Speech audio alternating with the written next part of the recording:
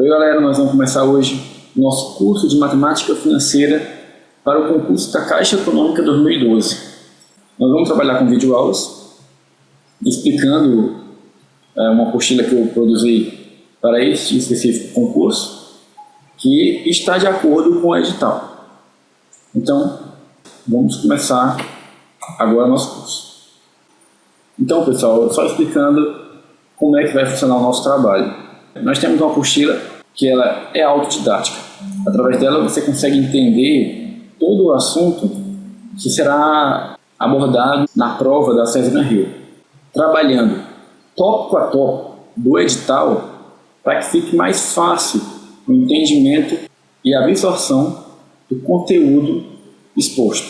Separei de uma forma que ficasse mais didático possível. Houve momentos que eu tive que abordar um pouco de outro tópico para até que nós pudéssemos entender o assunto em questão, mas ficou bem dividido. Então vamos lá, juros simples e compostos. O que é juros? No momento em que um capital é emprestado durante algum tempo, a pessoa que emprestou recebe como pagamento pelo empréstimo uma quantia que denominamos de juros.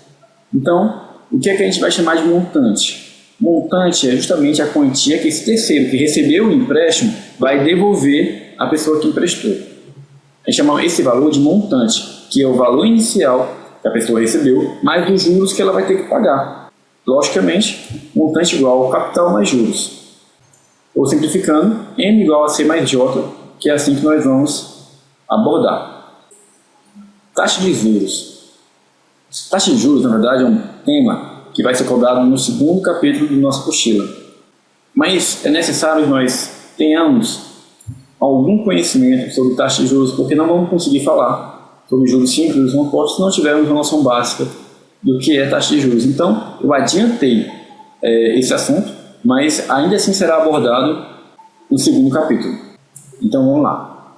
O que é a taxa de juros? É a porcentagem que será cobrada em um determinado período. Como assim? Como é que é calculado os juros quando a pessoa está pagando o empréstimo à pessoa que emprestou? A gente tem uma porcentagem do valor principal que será pago. A taxa de juros, então, deve, portanto, estar sempre associada a um período de tempo. E na maioria das vezes, as taxas estarão escritas da seguinte forma: X% ao dia, X% ao mês, ao bimestre, ao trimestre, ao quadrimestre, ao trimestre e ao ano. Sendo realmente mais comum ao mês e ao ano e também ao dia, né? Então, digamos que você recebeu um empréstimo de R$100 a 1% ao mês e você realmente pegou emprestado apenas um mês. Quanto é que vai pagar? 1% de 100. Então, seria apenas R$1, 1% de 100 seria R$1. Bom, agora que a gente entendeu um pouco sobre taxa de juros, tivemos a noção básica, vamos falar de juros simples, que realmente é o primeiro tópico do nosso edital. Juros simples, então, são os juros que sempre são aplicados sobre o capital inicial. Independente de quantos períodos tenham passado, os juros se calculam sempre sobre o capital aplicado inicialmente. Como assim? Vou explicar da seguinte forma. Quando a gente pede empréstimo no banco, e a gente deve vários meses, todo mundo sabe que a gente paga juros sobre juros. Então, um mês você está devendo tanto, outro mês você está devendo tanto, e sempre o juros vai ser em relação ao valor que você está devendo logo atrás. No caso do capital do juros simples, não é assim. O juros simples, independente de quantos meses, você não vai cobrar os juros em cima de juros. O juros é sempre calculado em cima do capital inicial. Entendeu? Então, como é que se calcula esses juros, os juros simples? Existe essa fórmula aqui, né? Juros igual a capital inicial, que é esse C. Aqui embaixo você tem a legenda. Juros igual a capital, vezes I, que é a nossa taxa de juros, vezes N. N é o número de períodos. Digamos que você tem uma taxa de juros de 10% ao mês e pagou após 4 meses. Repetindo, você tinha aquela taxa de juros de 10% ao mês, mas como você passou 4 meses, você vai pagar 4 vezes essa taxa. Por isso que juros simples é calculado dessa forma, que é o capital inicial vezes a taxa vezes o número de períodos que passaram após o empréstimo. Vamos mostrar um exemplo para ficar mais fácil para a gente entender.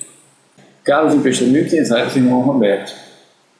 Querendo ajudar seu irmão, e também não querendo ser prejudicado, cobrou uma taxa de 2% ao mês a juros simples.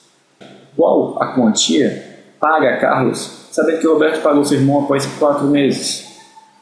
Bom, a primeira coisa que você tem que fazer na questão é listar os dados que ela dá.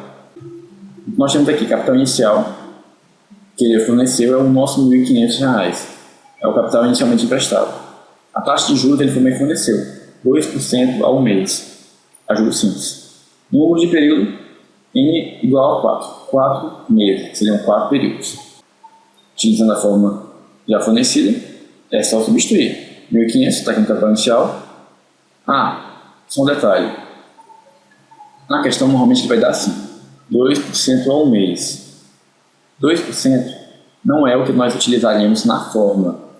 Nós utilizaremos a fórmula decimal da taxa, que é só você pegar a taxa e dividir por 100. Tá? I igual a 0,02.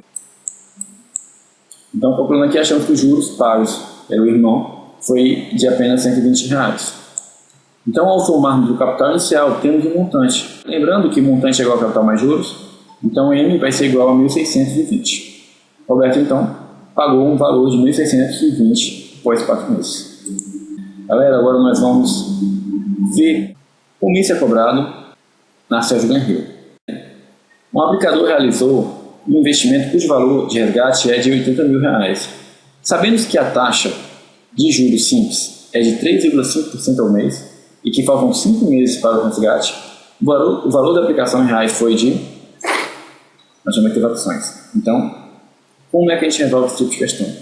Mais uma vez, pessoal, vamos listar os dados que a questão nos forneceu. Nós temos que o valor de resgate é R$ 80 mil. O que é que ele quis dizer com o valor de resgate? O valor de resgate, digamos que você tenha aplicado um valor em qualquer, uma poupança, por exemplo, é um investimento. Na verdade, quando você bota um valor no investimento, é você emprestando dinheiro ao banco, na verdade. Aí o banco vai lhe pagar essa taxa de juros. Então, quando a Sérgio Granrio falar em resgate, ela quer dizer o montante. Tudo bem? Porque o montante é o valor final. É o capital que você aplicou, mais os juros que você vai receber. Obviamente, o resgate é o montante. Então, temos aqui montante igual a R$ 80 mil. A taxa fornecida é de 3,5% ao mês a juros simples. N igual a 5 meses, porque o resgate só será efetuado em 5 meses. Então, o que ele pergunta na questão é justamente o C, o capital inicial. É fácil, é sempre utilizar as fórmulas que a gente já conhece de juros simples. Essa aqui é a fórmula clássica, e essa aqui é aquela que o montante igual a capital mais juros, apenas rearranjada. A gente apenas passou o C para o outro lado. Seria montante menos juros igual a M menos C. Os juros é sempre o mesmo, então nós podemos igualar esse lado aqui com este lado aqui. Então ficaria M menos C igual a C e N. Passando o C para lá, nós temos que M igual a C mais C e N. Então temos a seguinte relação, isolando o capital de um lado. Para vir calculando, nós temos que o capital inicial é 68,035,10 centavos. Então o item correto é o item A. Outra questão da Sérgio Granrio, galera. Um investidor fez uma aplicação a 2%, juros simples, ao mês. Por um período de 12 meses, obteve um rendimento de R$ 6 mil. O capital que proporcionou esse resultado em reais foi de... Galera, não confunda rendimento com resgate. Resgate é o valor total que ele vai receber. Rendimento, pessoal, é só o que ele vai ganhar nesse investimento. É só os juros. O capital inicial ele já tinha. Então, quando você falar em rendimento, quando a gente falar em rendimento, nós estamos falando de juros. Aqui em investimentos. Perceba que as questões da Sérgio Granrio, essa foi em 2010. A outra foi em 2011. São relativamente recentes e no mesmo estilo. Ok? Então vamos lá, vamos listar os dados que nós temos. Juros igual a R$6.000, ele já forneceu, que é o nosso rendimento. E, que é a taxa, é 2% ao mês, a juros simples, que é nosso 0,02 na forma decimal. N igual a 12, tá? O número de períodos, são 12 meses. Né? E ele quer saber o quê? Ele quer saber o nosso capital. Mais uma vez, nós vamos utilizar a fórmula, já conhecida por nós, para acharmos o capital inicial. Dessa vez nós temos tudo. Nós temos o juro, nós temos a taxa, nós temos o N. É mais fácil ainda. Basta usar essa fórmula. Substituindo nessa fórmula assim, nós descobrimos que C igual a R$25.000. Item correto, item D. Terceira questão, 2009. Um investidor realizou uma aplicação de R$25.000 pelo prazo de 6 meses e, ao final da aplicação, obteve um lucro de R$1.500. Para que isso ocorresse, a taxa de juros simples mensal usada na aplicação foi... Galera, vamos novamente listar. Capital ele forneceu dessa aplicação. Foi R$25.000 que ele aplicou. Ele não forneceu foi a taxa, é o que ele quer saber. Ó. A taxa de juros simples mensal usada foi é o que ele quer saber a taxa.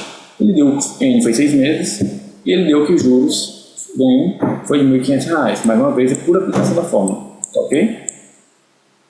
Utiliza essa fórmula, substitui os valores, vai faltar só o I, que calculando nós descobrimos que o I vai dar 0,01, ou seja, 1% ao mês. Item correto, o item A. Vamos agora entrar no assunto de taxa de juros novamente.